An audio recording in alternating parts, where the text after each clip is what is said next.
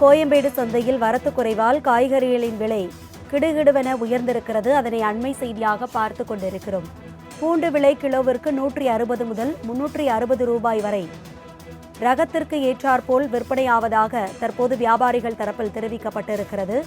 கோயம்பேடு சந்தையில் வரத்து குறைவால் காய்கறிகளின் விலை உயர்ந்துள்ளதாக தற்போது அண்மை செய்தி வெளியாக இருக்கிறது. விவரங்களை செய்தியாளர் நந்தினி வழங்க கேட்கலாம். நந்தினி, விவரங்களை பகிர்ந்துக்கலாம். வணக்கம்.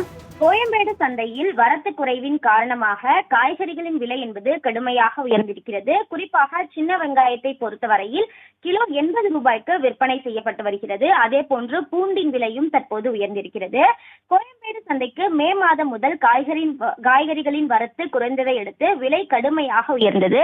இருந்த போதிலும் கடந்த சில மாதங்களாக விலை அதிகரித்திருந்த நிலையில் ஜூலை மாதம் முதல் காய்கறிகளின் விலை ஏற்ற இறக்கத்துடனே காணப்பட்டது. இருந்த போதிலும் கூட ஜூன் மாதம் வரை பார்த்தோம் என்றால் 1 கிலோ தக்காளி 60 ரூபாய்க்கு விற்பனை செய்யப்பட்டு வந்த நிலையில் தற்போது தக்காளியின் விலை என்பது குறைந்திருக்கிறது.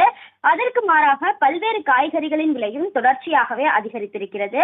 குறிப்பாக சின்ன வெங்காயத்தை பொறுத்தவரையில் கிலோ 80 ரூபாய்க்கு விற்பனை செய்யப்பட்டு வருகிறது. அதே போன்று கேரட் கிலோ 70 ரூபாய்க்கும், பீன்ஸ் கிலோ 90 ரூபாய்க்கும், பீட்ரூட் கிலோ 65 முதல் 70 ரூபாய்க்கும் விற்பனை செய்யப்பட்டு வருகிறது.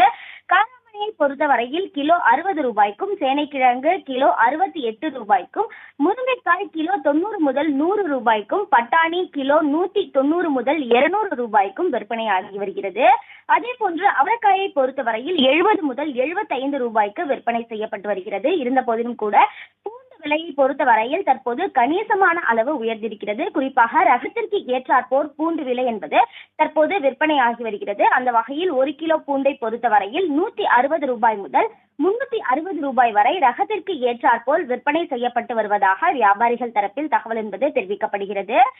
தொடர்ச்சியாக வரத்து குறைவின் காரணமாகவே இந்த விலையேற்றம் இருப்பது அடுத்த சில நாட்களுக்கு காய்கறிகளின் விலை என்பது தொடர்ச்சியாக அதிகரித்தே காணப்படும் என்பதே வியாபாரிகளின் கருத்தாக தெரிவிக்கப்படுகிறது. விவரங்களுக்கு நன்றி நந்தினி.